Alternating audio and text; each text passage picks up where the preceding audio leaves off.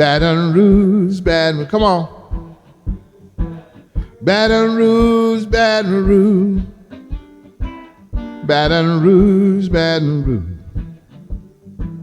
It is the capital city. What is your job here? What is your role and what's your duties? I'm the executive director, so I guess I'm in charge of. Big chief. Well, I'm in charge of making sure the lights come on and the bills get paid and things like that. So I don't get to do the fun stuff anymore. Okay. No, it's all fun. I'm joking. So, an executive director of a museum. But all I've heard, all these programs, full activities going on in the back with the juke joint. Yep. What do? You monitor all this stuff? We have a lot of fun.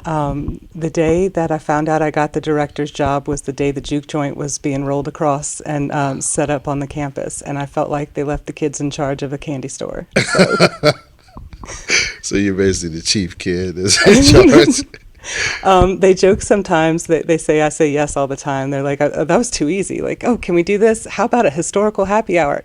Yeah, that's a great idea.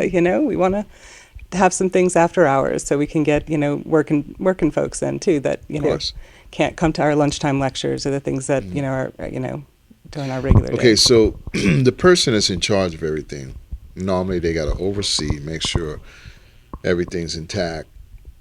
They got to, I'm sure you're like building a budget and all that stuff, and you're managing the working budget, the fiscal budget, everything, right? That's right. You got to take a peek at every grant that's going out. Oh, yes. We're a small staff, so we have to wear many hats. So we all kind of chip in on the grants, working on those in pairs.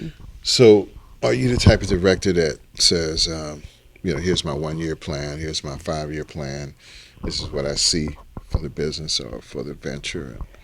Or are you saying, oh, let's just see what comes in and what happens, and we'll adjust and adapt? It's a little bit of both. We have a strategic plan that we work on. We meet every year with our boards and our staff to talk about what we want to focus on, and what our next goals are for the next 5-10 years. So we usually start with the 10-year plan, where we want to be, what are the things we see, and kind of work back from there and what we can accomplish in each year. And a few years ago, when we were talking about the stories that we were missing, we had an exhibit on Rayful Neal and his family, which are all from here in West Baton Rouge, and just talking about that legacy. And we were like, we need to talk more about the blues. We need to have so much that was here on the West Side with the Gold Coast and the nightclubs that would stay open later, that we really wanted to focus on, these stories. And so it happened pretty quickly. What I thought would be a 5-year plan was about a 1-year plan, because things just fell into place. So it was a little bit of serendipity, and things just happened quickly with that one. So that's interesting, because that I envision a lot of times these long elaborate plans and building them up, and then sometimes an idea just come along and it's done. It's just its time is there. Come with everything it needs. Its time has come, and so we try to leave a little bit of room for that. But we do have we have our structure, we have our plans, our things that we're working towards. But we try to leave room for the magic to happen. All right. So since you're the big chief, I got to ask you this question. All right. So you got 10 ideas on the table. You try them. A couple of them flop. What do you say? We're going to keep trying it. We're going to try it again.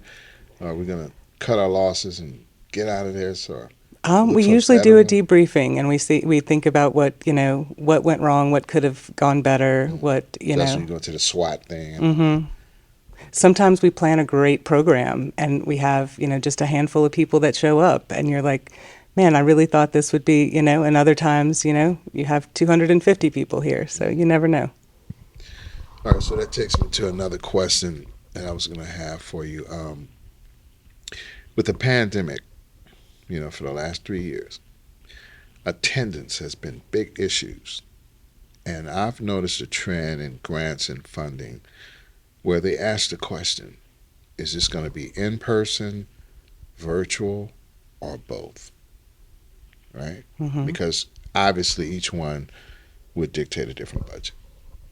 Right. Right.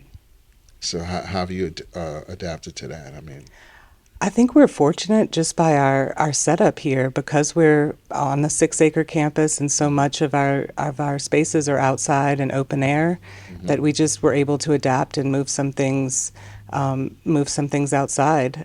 We had an exhibit opening in the middle of the pandemic. We just had folks wear masks and we limited the number of people that could be in there, you know, per hmm state guidelines. We had music and food outside and everything was pre-wrapped. The lady that prepared the food is also one of our demonstrators at Sugarfest, and she's a health inspector. So she had everything individually wrapped nice. and safe and sanitized for people to just pick up and walk around our grounds, listen to music, Mm.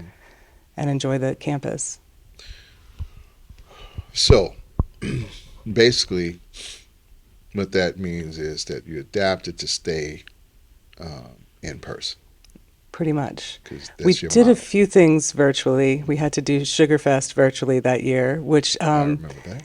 you know, it was sad to not have it live and in person, but it was 2020. We knew pretty early on that we weren't going to be able to do it when everything closed down. We knew by October there was no way this was going away, and so we shifted gears pretty quickly hmm and had all you guys come in and record. And that turned out to really be a treasure because those live on our YouTube channel. That's a record of, you know, Absolutely. what we've been doing. So What was it happening at kind of that turned moment in out, you know, we time? made a little lemonade. Baton Rouge, Baton Rouge, Baton Rouge, Baton Rouge. It is the capital city that nobody can refuse. Don't go anywhere. We'll be right back.